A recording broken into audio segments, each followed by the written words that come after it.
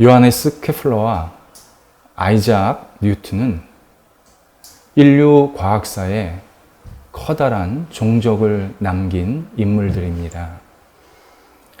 케플러는 천문학이 그의 이전과 이후로 나뉠 만큼 우주 연구에 혁혁한 공헌을 했습니다. 뉴턴은 중력과 운동의 법칙을 발견하여서 과학의 시대를 활짝 열어제친 과학의 아버지입니다. 그리고 이들의 더 중요한 공통점이 있습니다. 이들은 당시 분위기와 관계없이 보이지 않는, 그리고 없다고 생각했던 하나님에 대해서 깊게 생각했습니다. 하나님을 경외했고, 하나님의 말씀을 들었고, 하나님께서 하라고 하신 일들을 평생 헌신하면서 생활했던 신실한 그리스도인들입니다. 본인들은 과학을 연구하는 시간보다 하나님을 생각하고 하나님을 묵상하고 하나님의 말씀을 듣는 것에 더 많은 시간을 할애했다고 그렇게 고백을 합니다. 두 사람이 살던 시대는 철저한 이성의 시대였습니다. 하나님,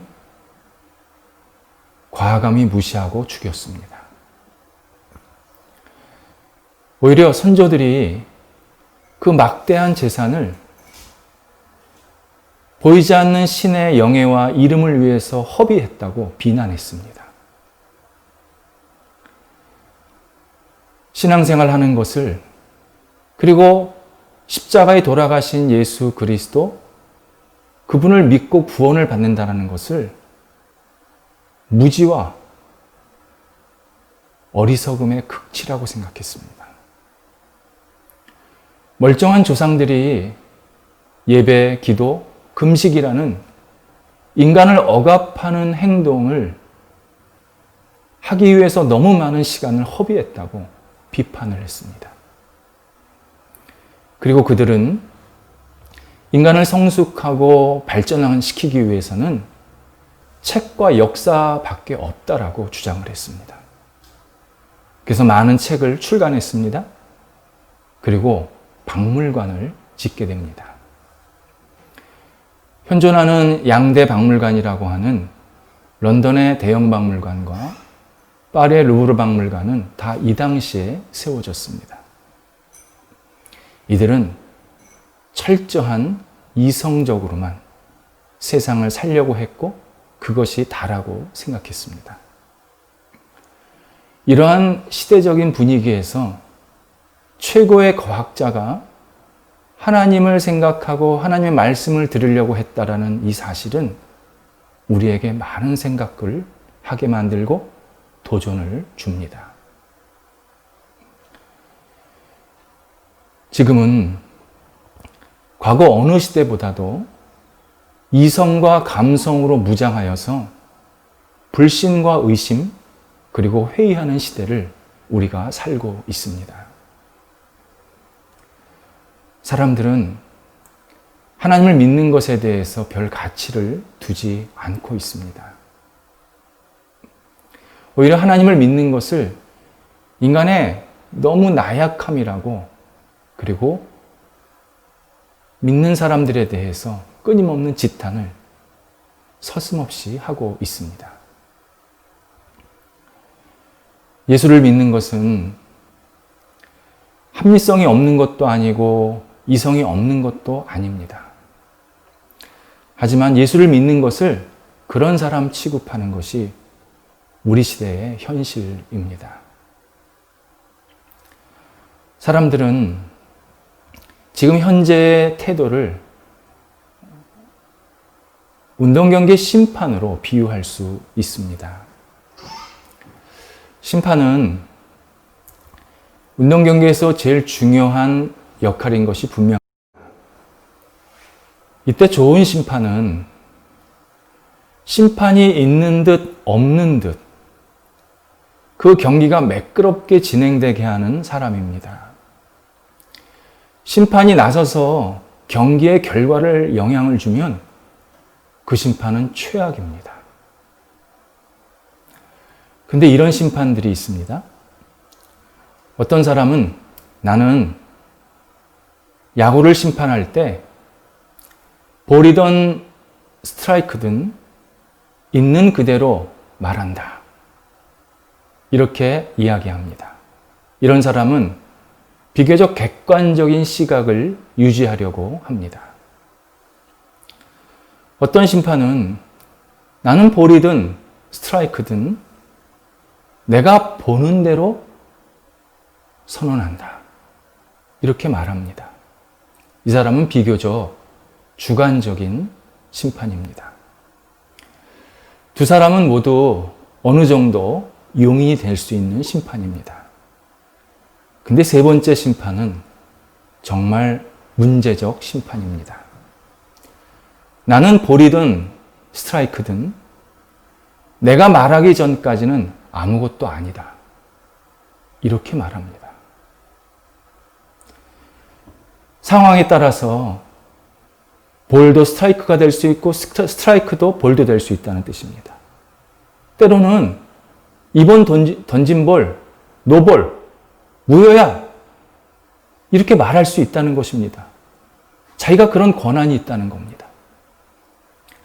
우리 시대는 이 세 번째 심판이 가득한 시대에 살고 있습니다.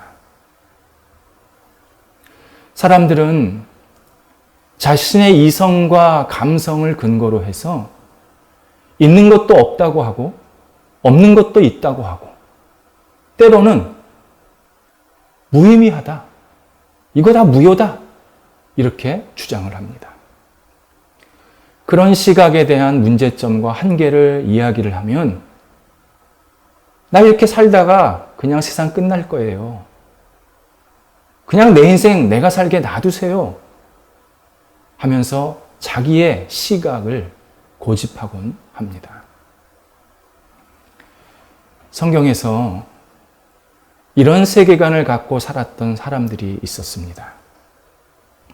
오늘 본문에 바울을 공격하던 예루살렘의 유대인들이었습니다. 바울이 다 설교를 마치기도 전에 이 유대인들은 바울의 말을 끊습니다. 그리고 극도의 분노를 표출합니다. 세 가지로 분노를 표현하고 있는데 크게 떠들다, 옷을 집어던지다, 티끌을 던지다 이렇게 표현하고 있습니다. 티끌을 던지다라는 것은 바울을 향해서 흙먼지를 집어 던진다라는 뜻입니다. 모두 자기 분을 감추지 못하고 주체할 수 없어서 극도의 흥분 상태, 극도의 분노 상태를 표현하는 단어들입니다. 예루살렘 유대인들은 가장 큰 실수를 저지른 것이 바울의 말을 진지하게 듣지를 않았습니다. 바울은 부활하신 예수님을 만났다고 했고 하나님께서 이방인들을 구원하실 계획이 있다고 분명히 몇 번이고 말했습니다. 하지만 예루살렘의 유대인들은 그런 것을 다 허투루 듣고 자기 듣고 싶은 것만 듣습니다. 똑같이 길을 가는데 바울만 하나님의 음성을 듣고 다른 사람은 듣지 못했다는 것에 저게 말이 되냐? 저거 거짓이다. 저거 우리 속이려고 하는 것이다. 우리 무시하는 거다. 이렇게 흥분을 한 것입니다. 듣지 않으면 상대방의 말을 곡해할 수밖에 없을 뿐만 아니라 내 감정이 엉뚱한 방향으로 흘러갑니다. 우리 시대의 많은 실수 중에 하나가 듣지 않아서 생기는 일입니다. 사람들은 자기만의 선지식과 욕구를 가지고 모든 것에 접근합니다. 이것은 신앙인들도 마찬가지입니다. 신앙인들도 하나님께서 나에게 말씀하시는, 성경에서 말씀하시는 것이 무엇인지 잘 듣고, 그리고 무엇을 예배해야 되는지, 무엇을 가장 소중히 여겨야 하는지에 대해서 잘 들어야 되는데, 이미 본인이 가지고 있는 세상에서 배운 지식, 경험, 그리고 논리, 그리고 기대를 가지고 하나님의 말씀, 성경, 교회, 신앙을 접근을 합니다. 그러다 보니까 신앙생활 하면 할수록 인격과 신앙이 성숙되는 것이 아니라 평가의식만 높아지게 됩니다. 신앙에서도 듣는 것이 그래서 중요합니다. 믿음은 듣는 것에서 시작이 됩니다. 내가 진지하게 하나님의 말씀을 들으면 내 안에 작은 믿음의 씨앗이 뿌려집니다. 그리고 씨앗이 점점점 자라서 내 인생관을 바꾸고 세계관을 바꿔버립니다. 신앙에서도 듣는 것이 중요하다는 것은 우리 일상생활 속에서도 굉장히 중요하다는 의미입니다.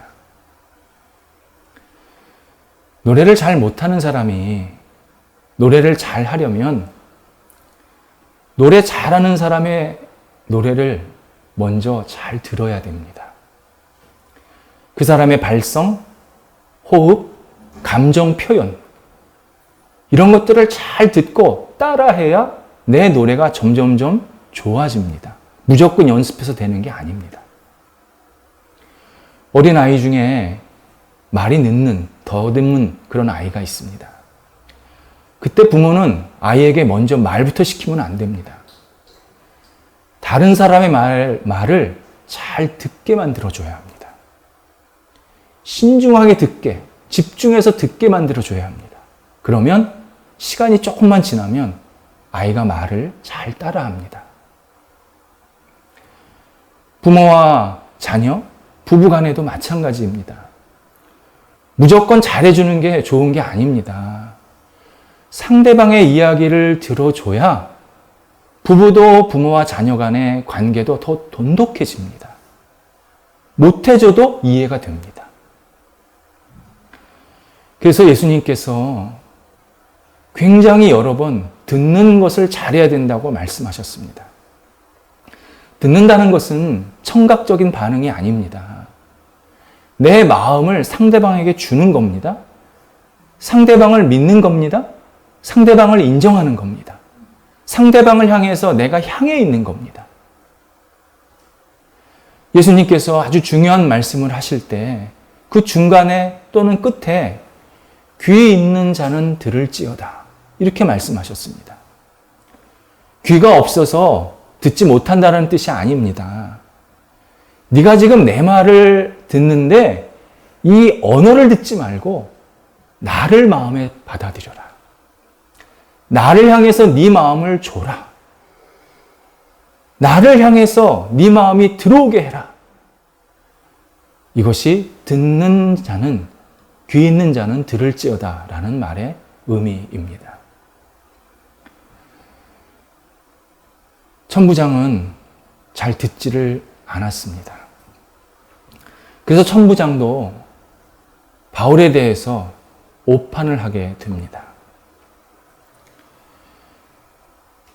천부장은 로마 사람으로서 헬라어와 라틴어를 사용하는 사람입니다. 바울은 지금 히브리어로 설교를 했습니다. 당연히 알아들을 수가 없었습니다. 그래서 유대인들에게 도대체 왜 바울에게 이렇게 분노하느냐 물으면 그 의견들이 너무 분분합니다. 무슨 얘기하는지도 잘 안 들립니다. 다만 유대인들이 이렇게 분노하는 것을 보면 바울이 무엇인가 원인 제공을 했겠다, 그런 판단을 한 것입니다. 그래서 바울을 영내로 데리고 들어가서 채찍질해서 뭐 잘못했는지 신문하라고 그렇게 명령합니다. 하지만 진실은 정반대였습니다. 바울은 내가 이렇게 유대 율법에 열심이었다가 왜 예수님을 믿고 전하고 있는지 여러분들이 한번 진지하게 생각해 봐라. 이렇게 간곡히 권면을 했습니다. 하지만 유대인들은 바울의 말도 끊었을 뿐만 아니라 바울에 대해서 감정적인 분노만 일으키고 있습니다. 그러면서 뭐라고 얘기하냐면 이 사람은 살려두면 안 된다. 이 사람을 없애버리자. 집단적으로 흥분하고 동조했습니다. 한마디로 유대인들은 막무가내였고 바울은 정중했습니다.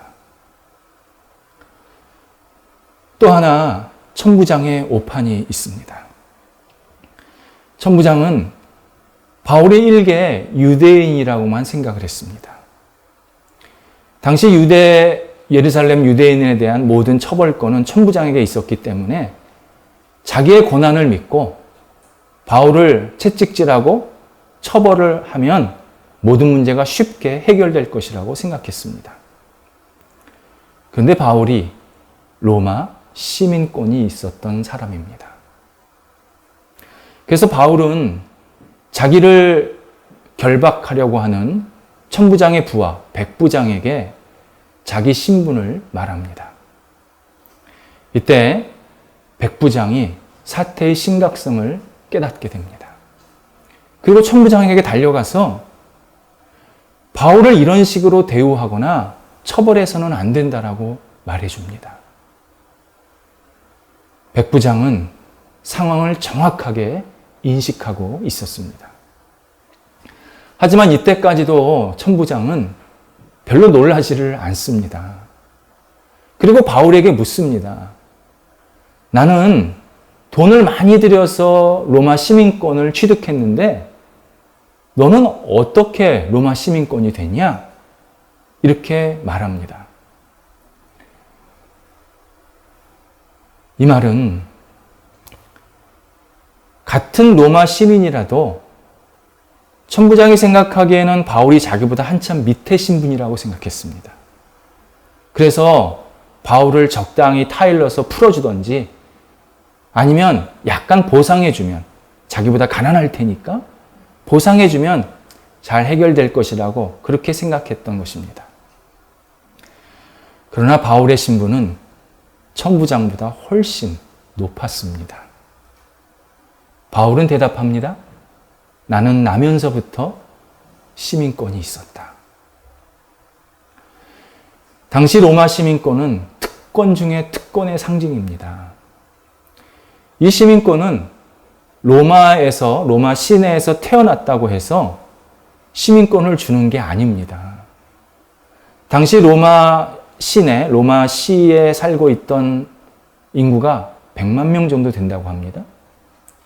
로마 시민권자는 10만 명이 채 안 됩니다. 10%가 안 됐습니다. 나머지 90만 명은 10만 명을 보조하고 돕기 위한 노예, 하인, 하층민이었습니다. 엄청난 특권이었습니다. 이 로마 시민권을 받을 수 있는 방법은 두 가지였습니다. 하나는 부유한 사람이 나라에 많은 세금을 내서 시민권을 얻는 것입니다. 일종의 시민권 구매입니다.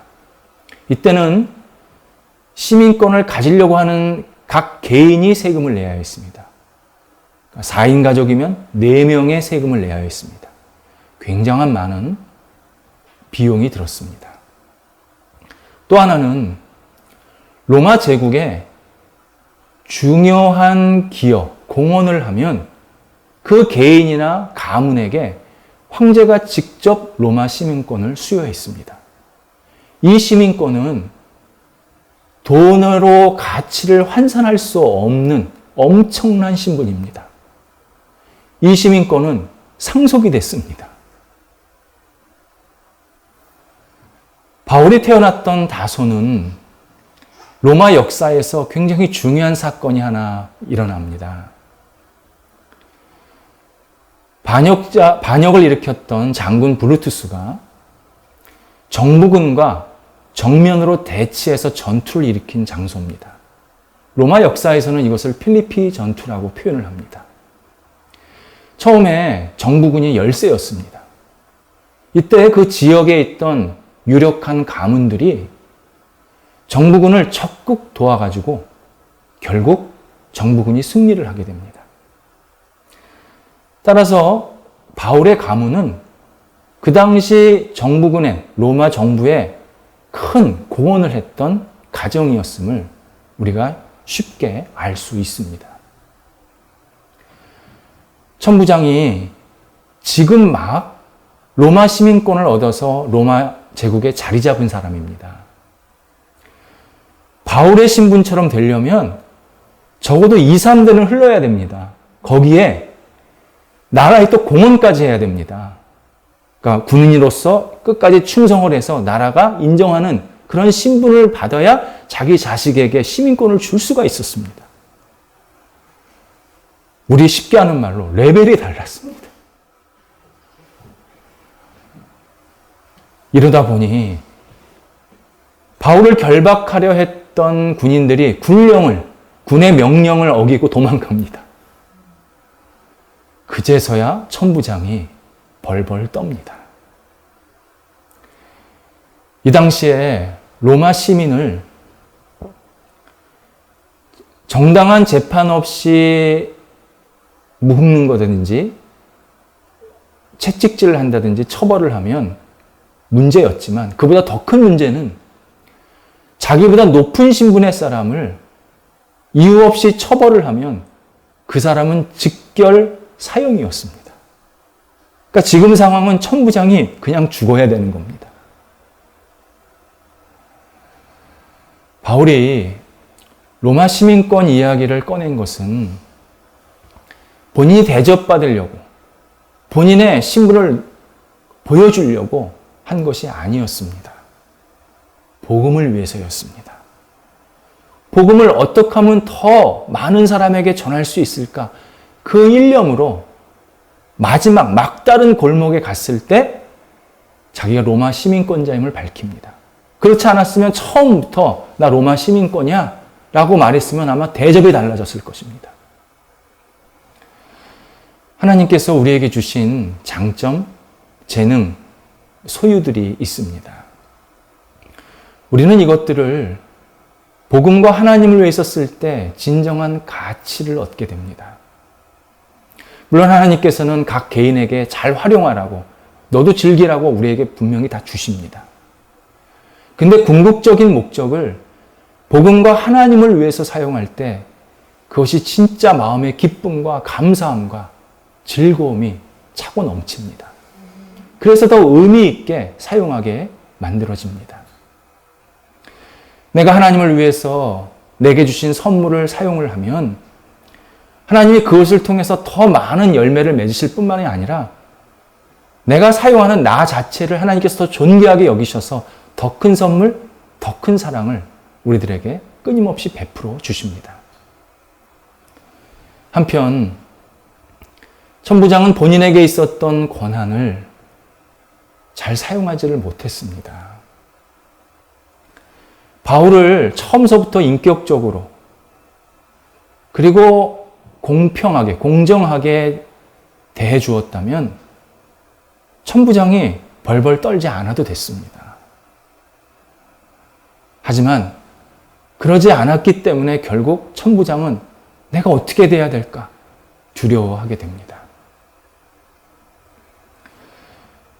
모든 사람은 내가 가진 조건과 신분에 관계없이 존중받기를 원합니다.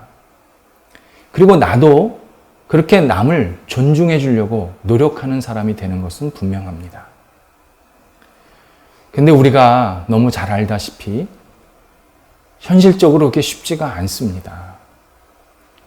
조건을 좀 갖추고 신분이 있는 사람이 호의를 받는 것이 그건 당연한 현실입니다. 성경도 그런 것을 어느 정도 다 용인을 하십니다. 달란트 비유도 그렇고 종과 상전의 비유도 그렇고 다 그런 것을 어느 정도 다 용인을 하십니다. 근데 중요한 것은 어느 정도 조건이 있는 사람을 존중해 주었다면 그렇지 못한 사람도 존중해 줘야 된다는 사실입니다.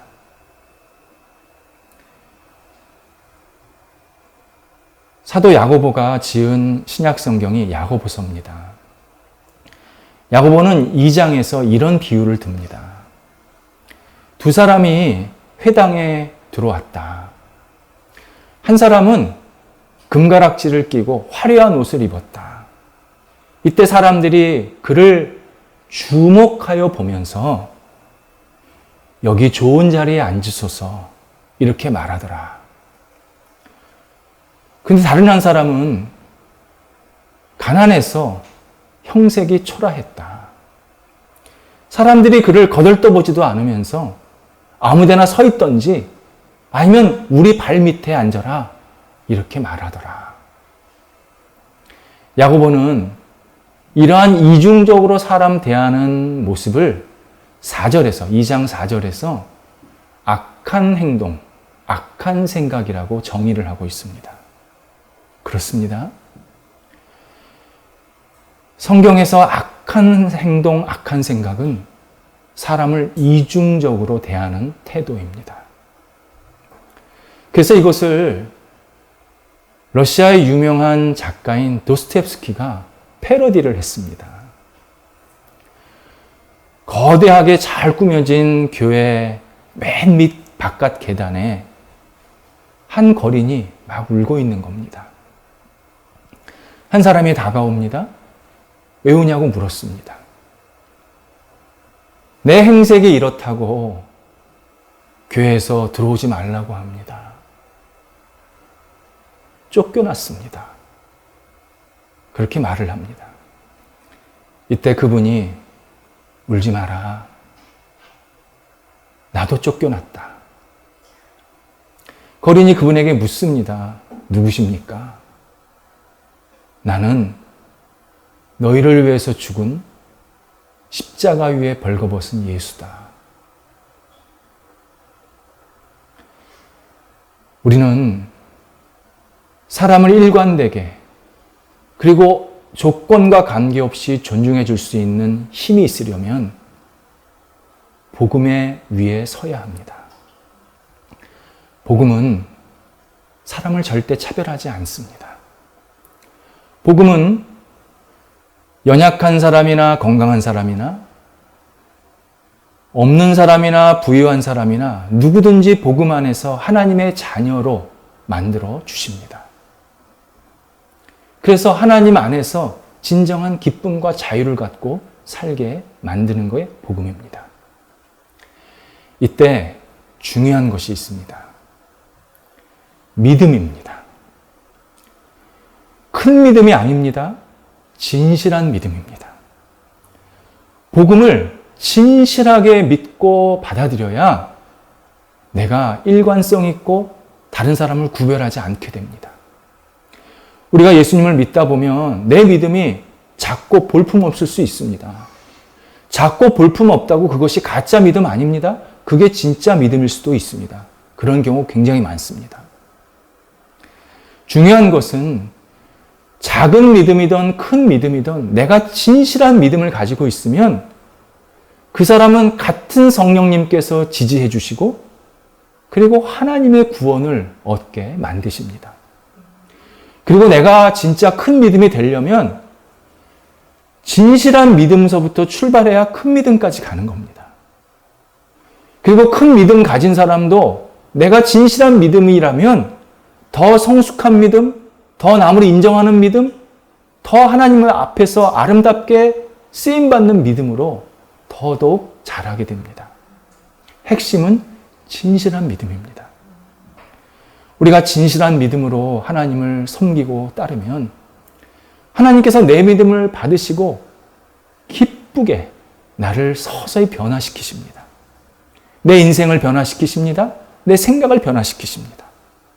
예수님 믿기 전에는 사람의 조건 따라서 신분에 따라서 차별하는 것을 당연하게 여겼었는데 내가 진실한 믿음을 갖고 살기 시작하면 우리 모두는 하나님 안에서 다 서로 형제 자매구나. 이것을 깊게 자각하면서 일관성 있는 삶도 되고 남을 일관성 있게 대하는 그러한 성숙한 사람이 되게 만들어 주십니다. 진실한 믿음은 구원받은 신앙인이 가진 믿음입니다. 이 믿음이 하나님께 인정받는 믿음입니다. 기도하겠습니다. 하나님, 저희들이 하나님의 자녀로서 구원받은 신앙인으로서 이 땅을 살아갈 수 있게 하신 것 감사드립니다. 하나님, 저희 안에 오직 하나님을 경외하며 바라보며 주의 말씀 듣는 것에 집중하며 주님께서 말씀하신 것에 따라 살아가는 진실한 믿음의 사람들이 되게 하여 주옵소서. 오직 하나님의 사람으로 이 땅 세상 끝날까지 믿음으로 승리하는 저희 모두가 되게 하여 주옵소서. 예수님의 이름으로 기도드립니다. 아멘.